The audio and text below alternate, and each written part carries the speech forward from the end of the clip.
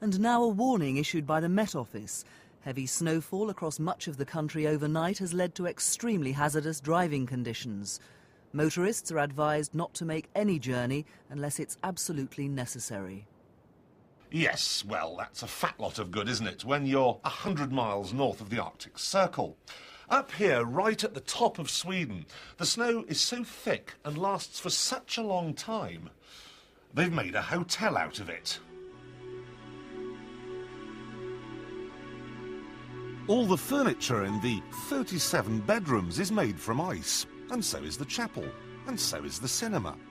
And yes, it is jolly chilly in here, with the temperature kept at a constant -3. The fire, it's not real, or my chair would melt.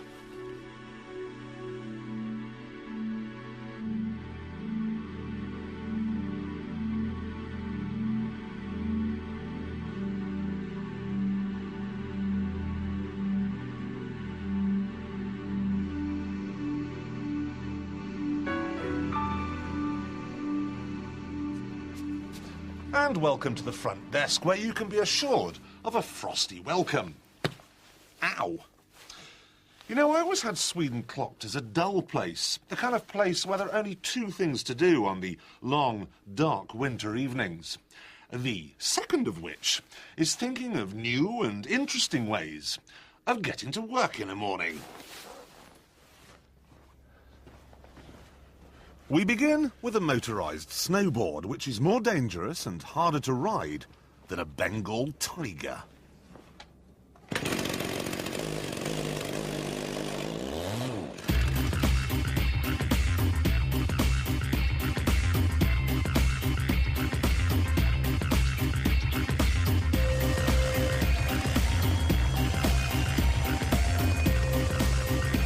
And now I'm going to try something a little more traditional.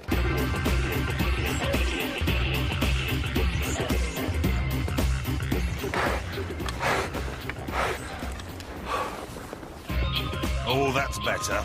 It's got an engine.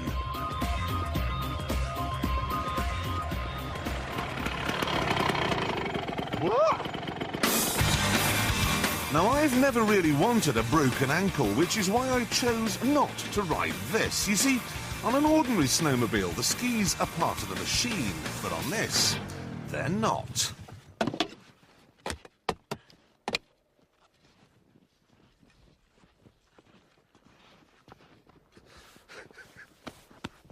Completely homemade, and very impressive, but not as impressive as something I've just thought of.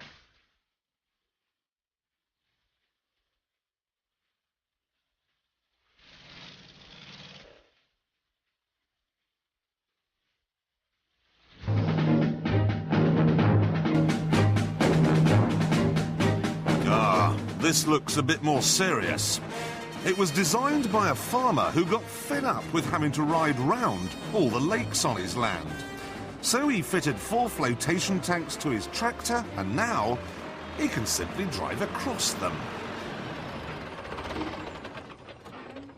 Of course, in the winter, i.e. now, the lakes are all frozen. Even so, you'd still think twice about taking an ordinary tractor out there. I mean, 12 tons on ice about that thick. But with this one, no problem. You see, if the ice breaks, it'll just float. The designer was most insistent on that. He assured me. And it's my job to test it. So I will. I will.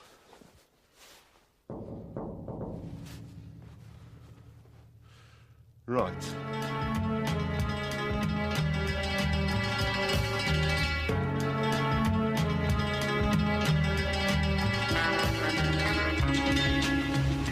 Oh, that tractor?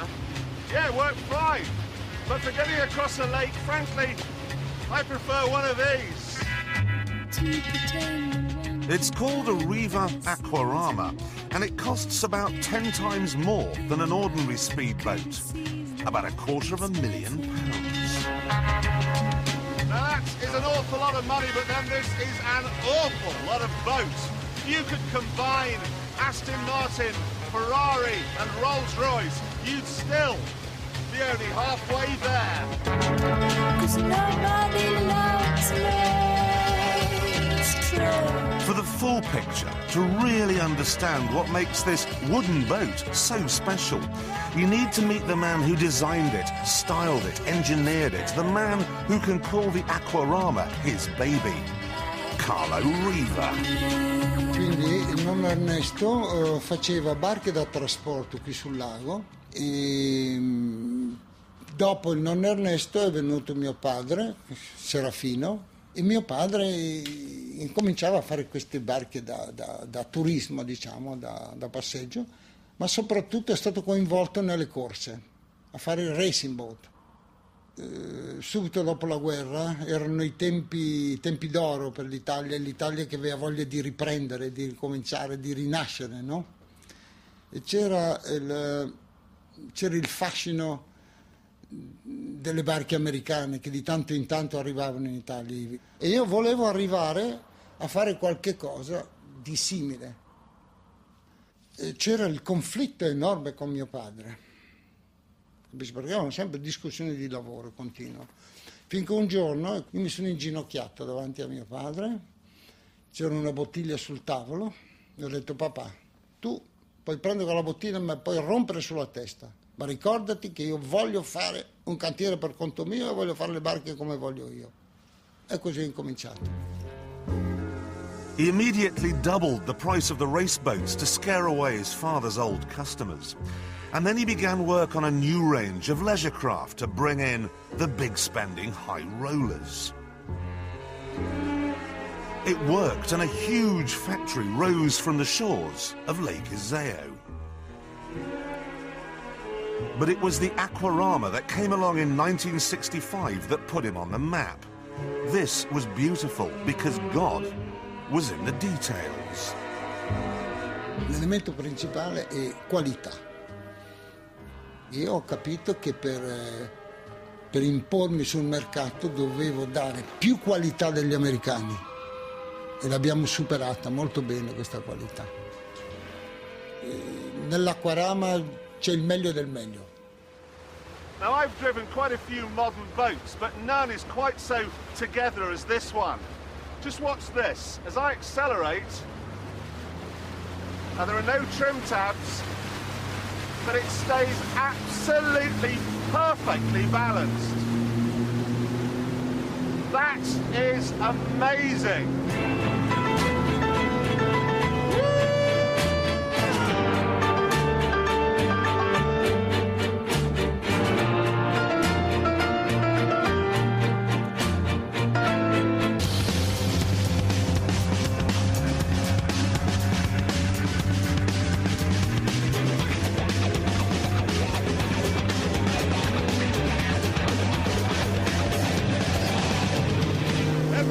Simple machine, but it's not that easy to drive. Because if you see a tree coming, it's too late, you gotta hit it. You have to lean in, and eventually it will turn back. Top speed of this, at about 70 miles an hour. Turning circle. About 70 miles. The fun-packed hovercraft should really have been designed by a Keith Richards look-alike, but no. Christopher Cockerell was the archetypal 50s British inventor who worked from a Nissan hut and demonstrated his new idea to the government using a hairdryer and an old tin can. Predictably, they spent less helping him than they did on the nose wheel of Concorde. They just couldn't see that one day hovercrafts would be used all over the world by pretty well everyone. Governments, eh? Who needs them?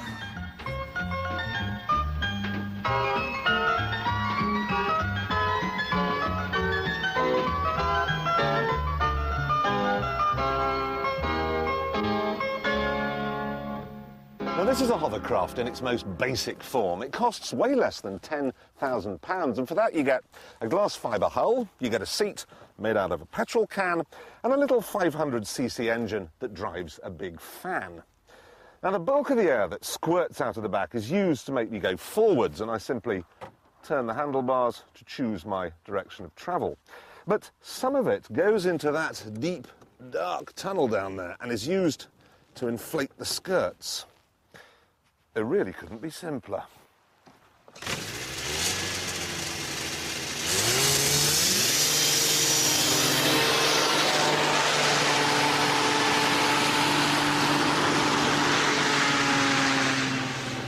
Oh, now this is more like it. On water. Nothing to hit. No steering, no brakes, but it doesn't matter. I want one of these. I want one of these badly. You know what I want to do with that? I want to race one. I'm amazed nobody's thought to do that yet. Actually, they have. It turns out there's even a world championship, which, in keeping with the Hovercraft's backyard origins, was held last year in a French holiday village.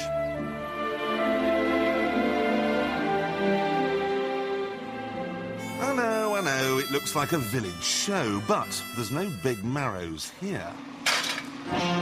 Just big crowds. And very big cojones.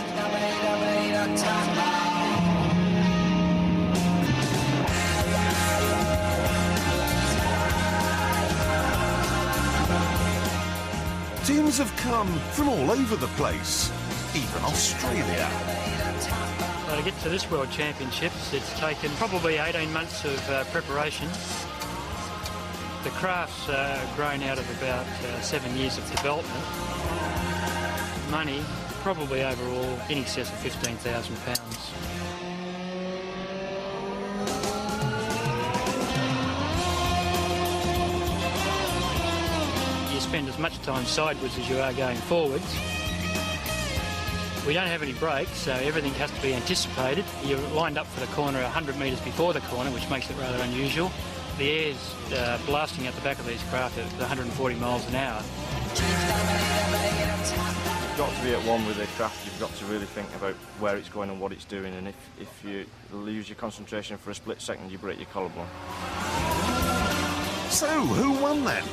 Well, I'm delighted to say it was the British who walked away with a prize fund estimated to be worth absolutely nothing. Is it worth it? Well, we asked ourselves that many times. I suppose it's better than staying at home with a train set. Not necessarily. Because here in Little Rock, Arkansas, home to Bill Clinton and America's nerve gas industry, is a train set like you simply wouldn't believe.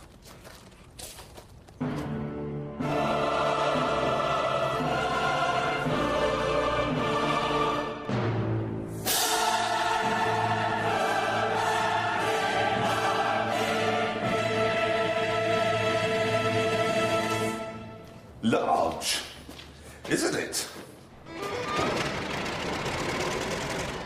Now, a great many people settle into their retirement with a nice Hornby 00. But Peter Smykler, king of the train spotters, bought a real train and, believing he'd still have some friends left, a carriage for passengers. Then he bought a couple of miles of track so that now he can spend his weekends going from one end to the other. Now, I can understand why people would want to save classic cars, because you can go charging around actually enjoying them, and same with classic planes. But classic trains, I mean, it's not that fast. It's not that fast, and it's hard to find a piece of track. It took me 6 or 7 years of negotiations to get this little piece of track. So what's the appeal then if it's kind of not fast and it's not exciting? Well, it doesn't have to be fast to be fun. It doesn't have to be fast to be fun. I must remember that. Now, it's going to cost an absolute fortune in fuel, hasn't it, every time you whiz it down to the end of your track and back? Well, at low speed, it burns about 6 gallons an hour. So that's $6 roughly, or less. So how often do you have to fill it up? I haven't filled this thing since 1985.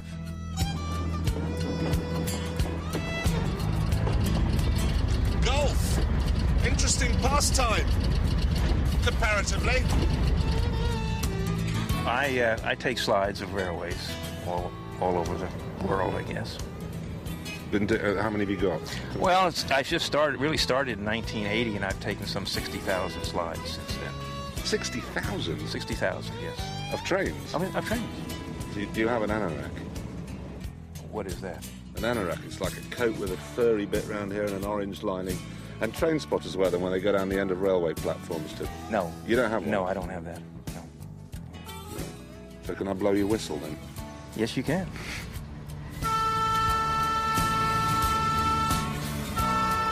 The problem here is that I never wanted to be a train driver when I was growing up. I always wanted to do nature programs.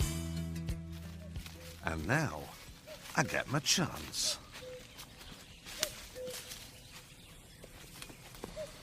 We're close. We're really, really close here. I'm in the woods on the border of Georgia and Alabama in the southeastern part of the United States.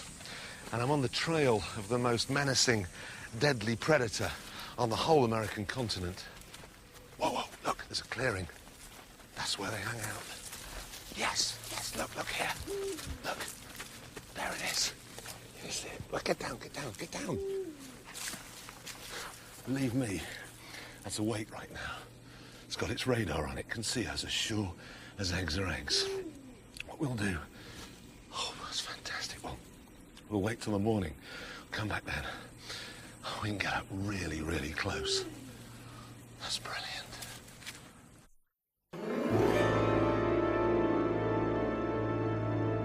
The Gulf War began at 2:38 a.m. on January the 19th, 1991, when two of Saddam Hussein's most vital early warning radar stations suddenly went off the air.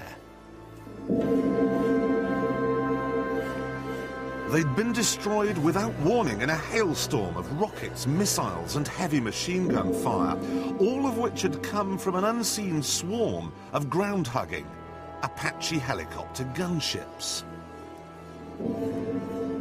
These machines became known among the Iraqi troops as the Black Death.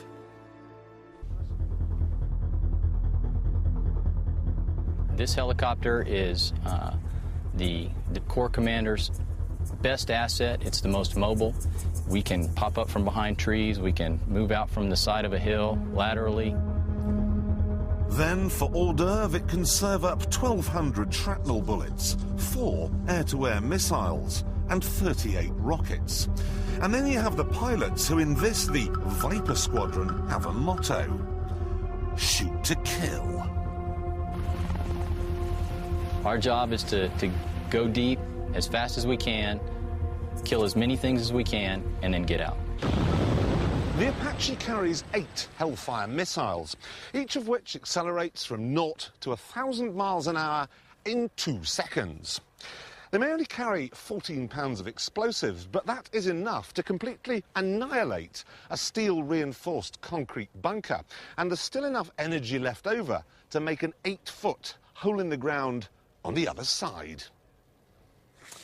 Rather worrying, really.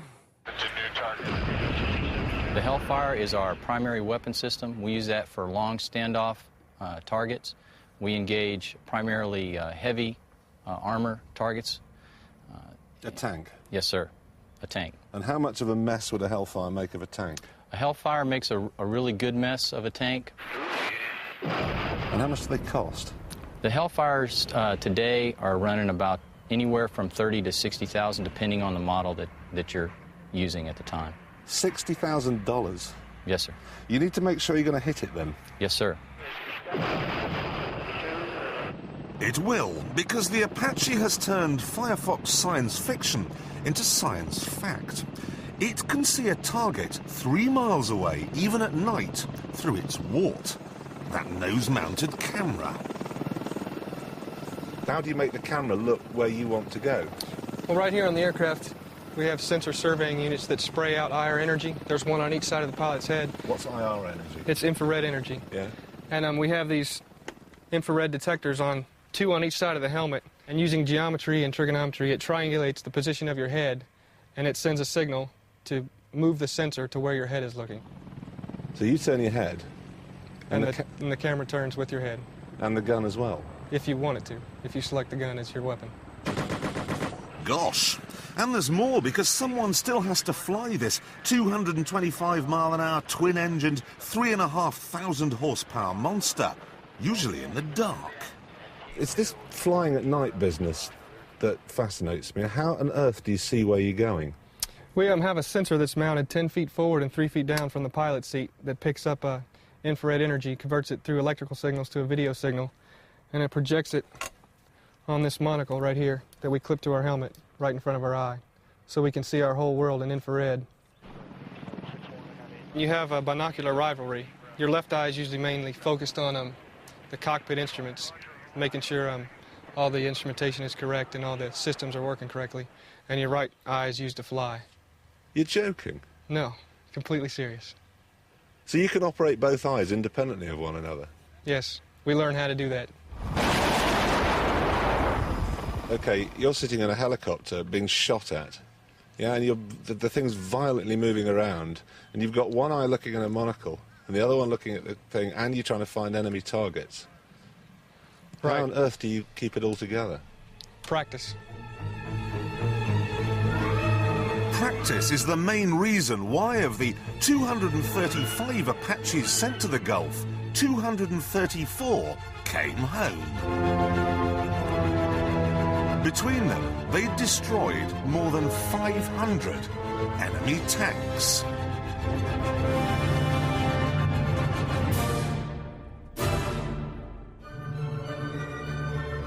But now it's peacetime, and they can just get up there and fool around.